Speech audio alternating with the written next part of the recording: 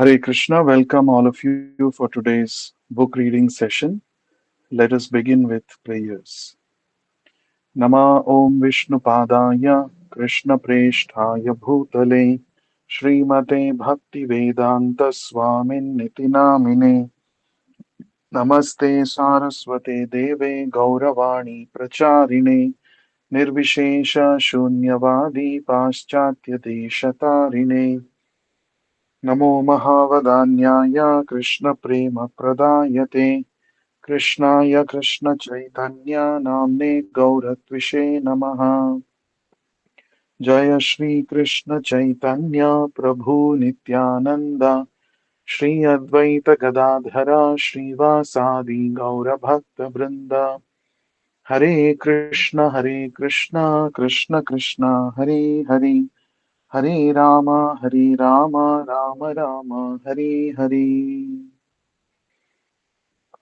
Reading from Teachings of Lord Chaitanya by His Divine Grace Vishwaguru Abhay Charanaravinda Bhakti Vedanta Swami Srila Prabhupada. Introduction, continuation. You have seen that picture where Brahma is born from the navel of Vishnu, who is lying down, and Vishnu's energy, Lakshmi, the goddess of fortune, is serving him, sitting by the side of his leg. Vishnu does not require Lakshmi to give birth to Brahma. How then can you expect that there is sex life in the spiritual world?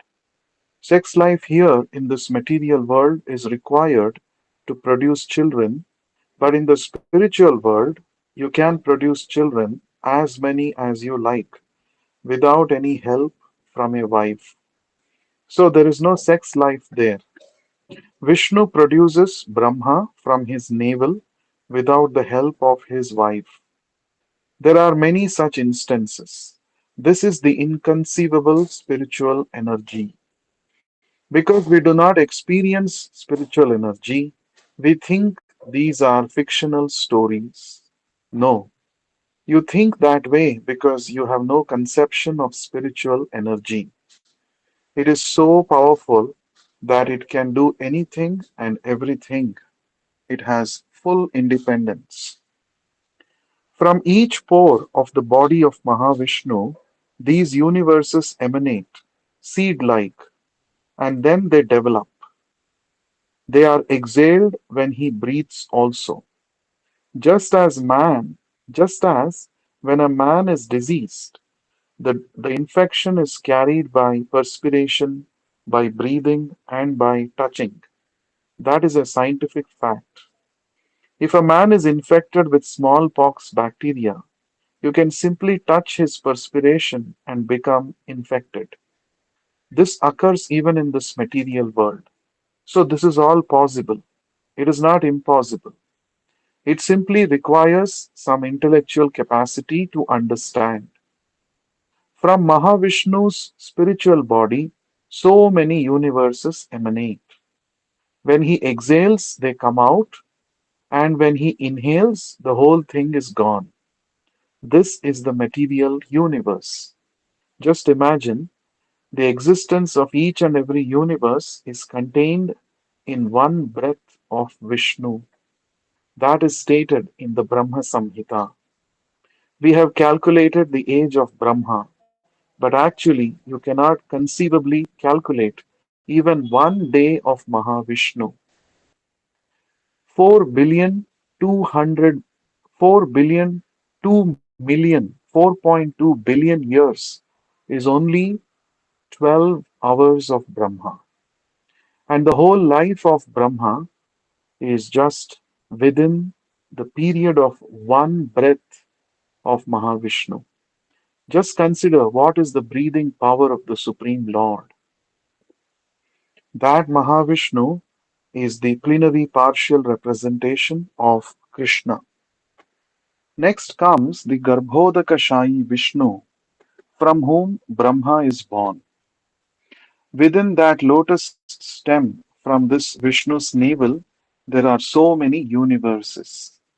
And just as the mother increases the family members. Similarly, Brahma was first created by Garbhodakashaya Vishnu, and Brahma created the whole human society, animal society, everything.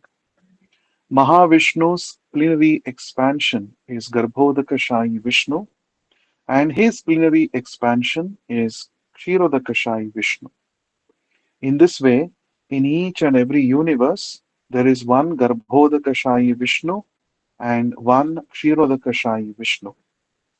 That Kshirodakashaya Vishnu lies on the milk ocean within the universe, within this universe, and he is the controller and the maintainer of the universe.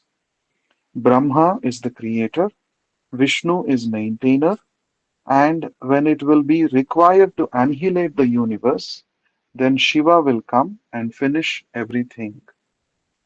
So far, Krishnadas Kaviraj has discussed Lord Chaitanya and Lord Nityananda, and now he describes Advaita Acharya. In our morning prayers, we sing the names of Lord Chaitanya and his associates. Shri Krishna Chaitanya Prabhu Nityananda Shri Advaita Gadadhara Srivasadi Gaura Bhakta Vrinda. They are all expansions of the same one. So, Advaita Acharya is an expansion of Mahavishnu. You have seen the picture of Mahavishnu lying on the causal ocean and breathing out innumerable universes. That Mahavishnu is incarnated as Advaita. This Advaita Acharya is the incarnation of that Mahavishnu who creates this material world through the agency of the material energy. Therefore, Advaita Acharya is also the Lord or an expansion of the Lord. Why is he called Advaita? Advaita means non dual. His name is such because he is non different from the Supreme Lord. And he is called Acharya, teacher, because he disseminated Krishna consciousness. In this, he is just like Chaitanya Mahaprabhu. Although he is Sri Krishna himself, he appeared as a devotee to teach how to love Krishna. So Advaita Acharya appeared just to distribute the knowledge of Krishna consciousness. He is also the incarnation of a devotee. Krishna is manifested in five different expansions, and himself and all his other associates appear as devotees of the Supreme Lord. Some of them are like Advaita Acharya, he is an incarnation of Mahavishnu, and one is known as Bhakta Nityananda Prabhu, who also appeared as a devotee. So, Chaitanya Mahaprabhu is the source of energy for all devotees. If we take shelter of Chaitanya Mahaprabhu for Krishna consciousness, it becomes very easy. There is a very nice song. My dear Lord Chaitanya, please have mercy upon me, because there is no one who is such a merciful Lord as you are. You have descended to deliver all fallen souls, but you will not find a more fallen soul than me. Therefore, my claim to be delivered is most urgent. Please, because your mission is to deliver the fallen souls, and nobody is more fallen than me, I have my priority. Now, the author begins his obeisances to Krishna. The author, Krishnadas, was an inhabitant of Vrindavan. Some incidents from his life will be described in the fifth chapter of the Chaitanya Charitamrita. He was a great devotee. He had been living in Katwa, a small subdivisional city in the district of Bardwan in Bengal, with his family, who also worshipped Radha Krishna when they were when there was some misunderstanding, not on family matters, but about devotional service. In the midst of this misunderstanding, Nityananda Prabhu advised him in a dream to leave his home and go to Vrindavan. Although he was very old, he started out that very night and came to live at Vrindavan. He met some of the Goswamis there. His tomb remains in the temple where I live in Vrindavan. This is Krishnadas Kaviraj Goswami, the author of Chaitanya Charitamrita. This Chaitanya Charitamrita was requested by the devotees of Vrindavan.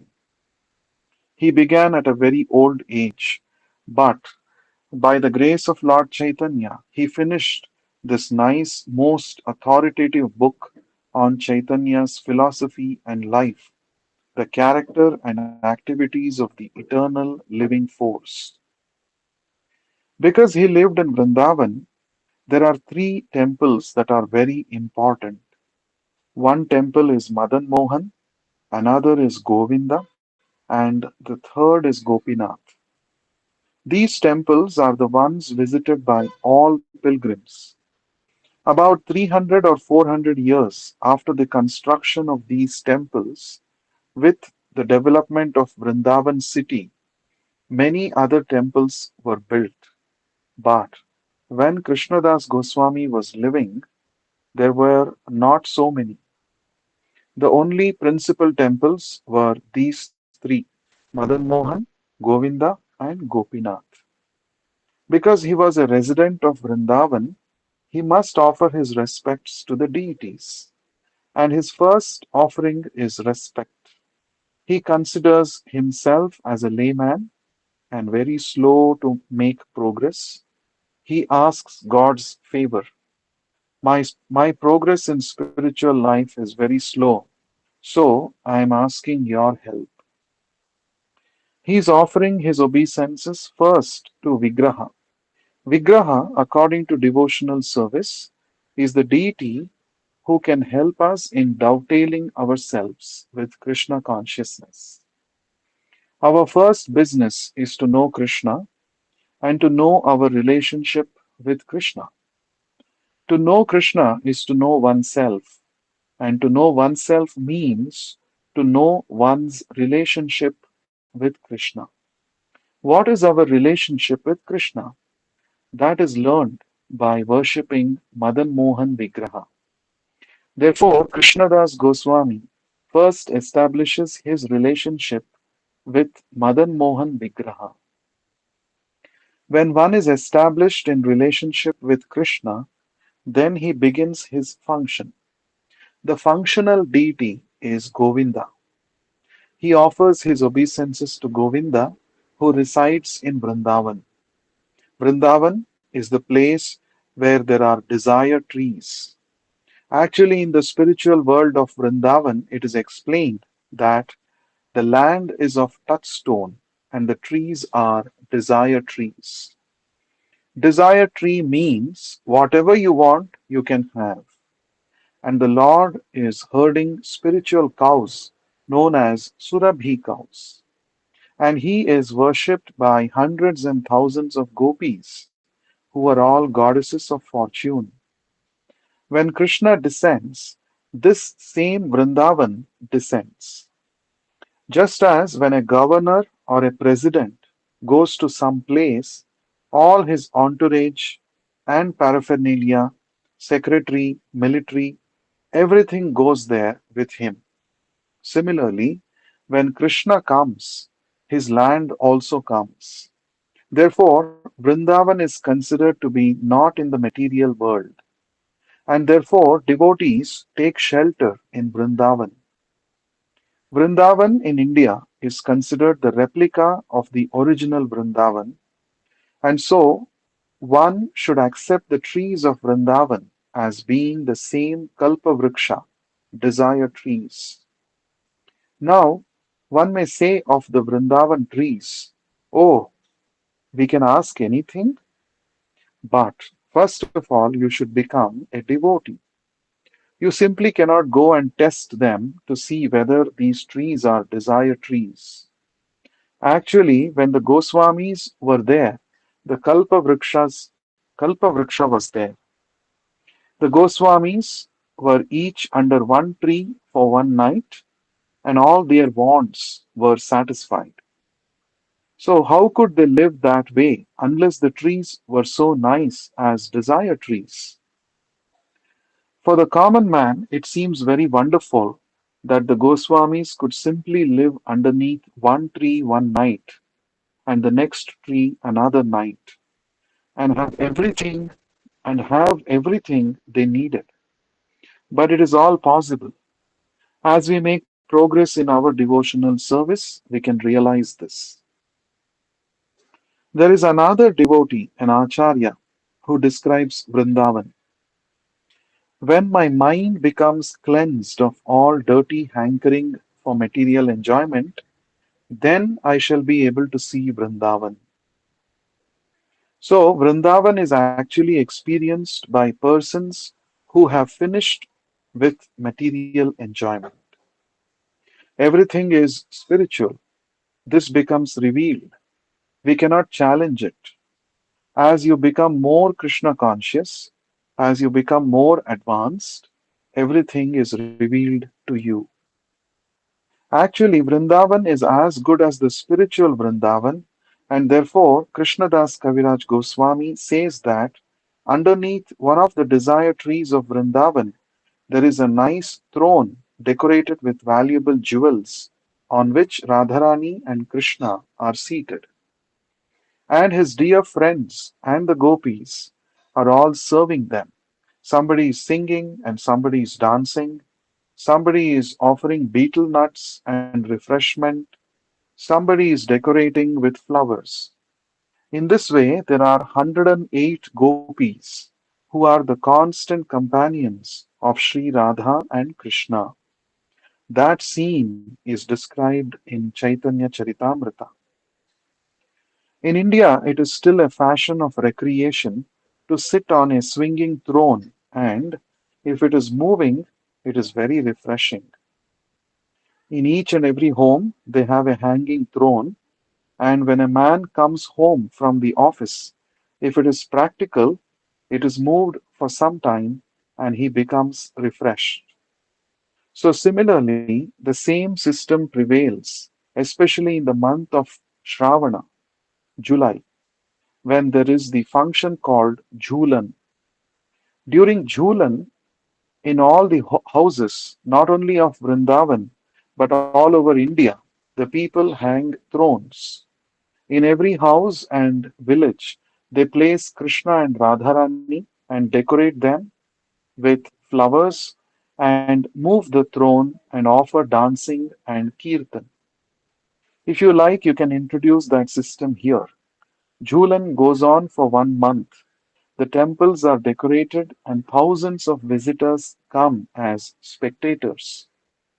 Generally, people go to Vrindavan at that time.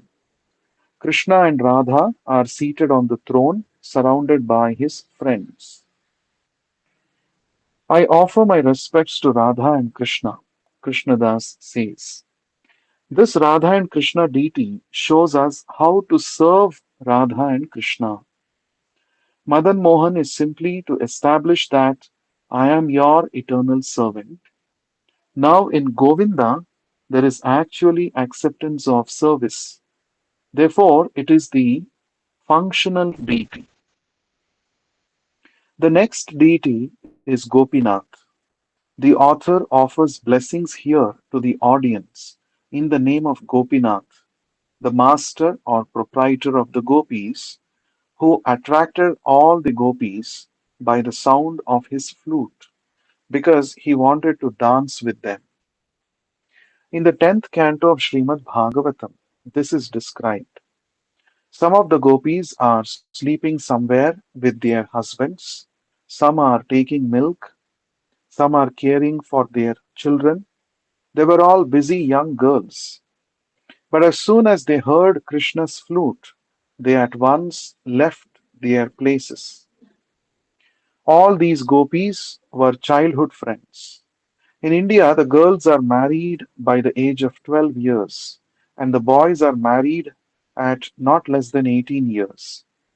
Krishna was not married at that time as he was a boy, 15 or 16 years old. So he called these girlfriends from their homes, although they were married, and they used to come and dance together. That is called the Rasa dance.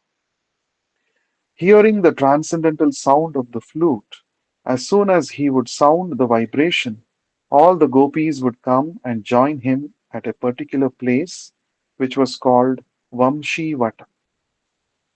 If you go to Vrindavan, you will find that Vamshi Vata still exists.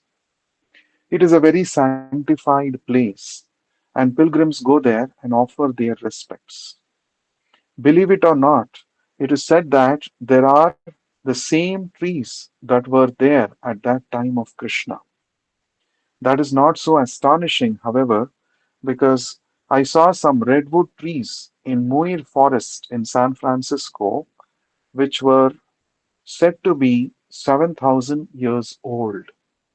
So it is not impossible.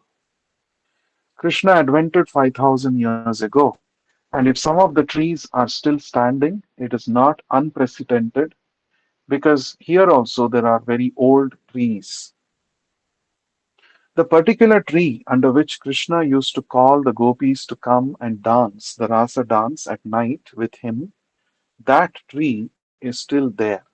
That is described in Chaitanya Charitamrita. May that Gopinath, the master of the gopis, Krishna, bless you. May you become blessed by Gopinath. Gopinath is called for blessing because he used to attract the gopis. As he attracted the gopis by the sweet sound of his flute, so the author desires that he may also attract your mind by that transcendental vibration. Now we shall begin to read from chapter 1 of this book, Teachings of Lord Chaitanya. Chapter 1 is entitled Teachings to Rupa Goswami. Srila Rupa Goswami, the younger brother of Sanatana Goswami, went to Prayag, the modern Allahabad, with his younger brother Vallabha. And when they heard that Lord Sri Chaitanya Mahaprabhu was staying there, both of them became very much pleased. They went to see Lord Chaitanya and saw that the Lord was going to visit the temple of Bindu Madhava. While the Lord was going, chanting and dancing, thousands of people were following him, and some of them were crying, some were laughing, some were dancing, and some singing. Some of them were fallen on the ground, offering obeisances to the Lord, and all of them were roaring with the holy name of Krishna, Krishna. Praying, Prayag is situated on the confluence of the rivers Ganges and Yamuna, and it is said that in spite of its being at the junction of two rivers, it remained without being overflooded until the appearance of Lord Chaitanya, when the city was overflooded by the tide of love of Krishna. The two brothers, Rupa Goswami and Vallabha, saw this great crowd and the wonderful scene, staying aloof in an uncrowded place. The Lord was dancing, raising his two hands, and roaring with the words, Hari Bol, Hari Bol. All the people assembled there were astonished, struck with wonder at the Lord's activity, and it is very difficult to describe the actual situation. The Lord was acquainted with one Deccanist Brahmin, and the Lord came back to the Brahmin's house to accept prasadam. While Lord Chaitanya was sitting at the house of this Deccanist Brahmin, the two brothers, Rupa Goswami and Vallabha, arrived there.